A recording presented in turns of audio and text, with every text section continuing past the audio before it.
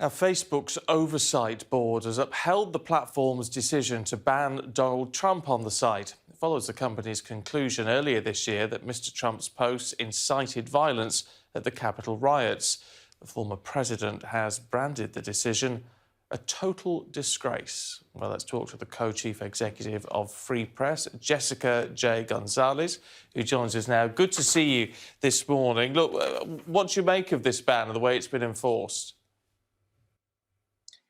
Listen, I think it was the right decision for Facebook to take Donald Trump off the platform. In fact, I think they took this action way too late. Donald Trump was a serial spreader of hate, lies, and violence over Facebook and other social media platforms.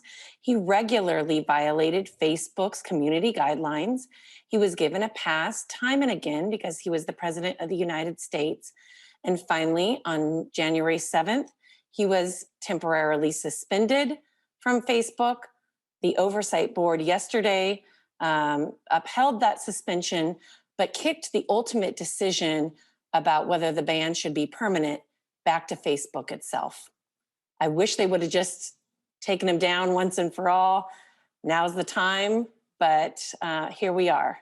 So where does that leave your sort of analysis of the responsibilities that Facebook needs to take on board here?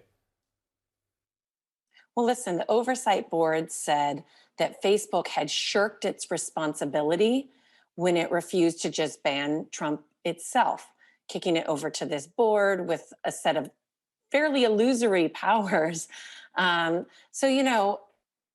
believe that Facebook shouldn't have platformed Trump long ago. It's made exception after exception. And we know that powerful leaders like Donald Trump, Bolsonaro, Modi have used Facebook to exploit and abuse their citizenry.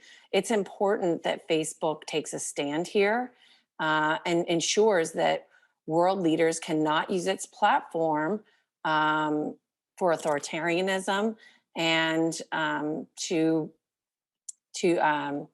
abuse their citizens. But it is a difficult situation when you talk about a democratically elected leader being silenced by a private company, in effect. I mean, this is where the lines merge somewhat, don't they?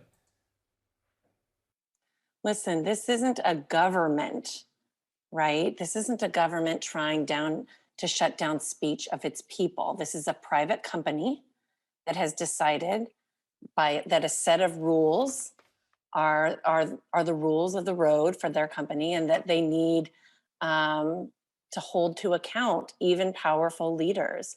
So Donald Trump still has freedom of speech. He started his own website this week.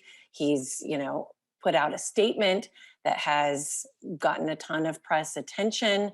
He is welcome to start his own website, welcome to start his own social media platform, but he does not have the power to have reach on a platform that he uses for violence, for abuse, to spread racism, to spread lies about the pandemic and the vaccine, and so forth. He doesn't have that right. That's a privilege. And he hasn't played by the rules, and it was the right decision to take him down. He's got, obviously, from the desk of Donald J. Trump up and running now. It's effectively a blog, isn't it? But, I mean, he's still getting his thoughts and views out there, and from reading it last night, still as pointed as ever.